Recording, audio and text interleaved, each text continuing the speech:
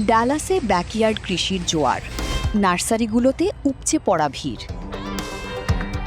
Dallas, Texas, একটা শহর যেখানে আধুনিক জীবনযাত্রা আর প্রকৃতির প্রতি ভালোবাসা মিলেমিশে তৈরি করছে এক নতুন ট্রেন্ড। সাম্প্রতিক সময়ে এখানে নার্সারিগুলোতে দেখা যাচ্ছে অস্বাভাবিক ভিড়। কিন্তু কেন?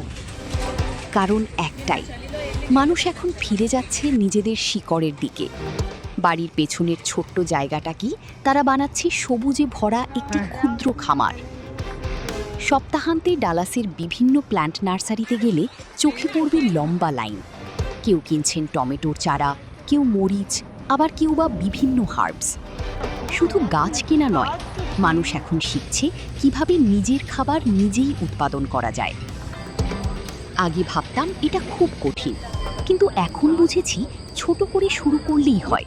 নিজের হাতে ফলানো সবজির স্বাদই আলাদা। এই ট্রেন্ডের পিছনে কয়েকটি বড় কারণ রয়েছে। প্রথমত, স্বাস্থ্য সচেতনতা। মানুষ এখন রাসায়নিক মুক্ত তাজা খাবার খেতে চাইছে। দ্বিতীয়ত, অর্থনৈতিক দিক। নিজের বাগানে উৎপাদন করলে খরচ অনেকটাই কমে যায়। আরেকটা বড় কারণ মানসিক শান্তি।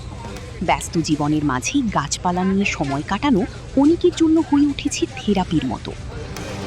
বিশেষজ্ঞরা বলছেন, এই ব্যাকইয়ার্ড ফার্মিং শুধু একটি শখ নয়, এটা একটি জীবনধারা। এটি পরিবেশের জন্য ভালো, ব্যক্তিগত স্বাস্থ্যের জন্য উপকারী এবং পরিবারকে আরও কাছাকাছি নিয়ে আসে। বাবা মা আর বাচ্চারা একসাথে গাছ লাগাচ্ছে, পানি দিচ্ছে। এটা শুধু খাবার উৎপাদন নয়, এটা সম্পর্কের বন্ধনও মজবুত করছে।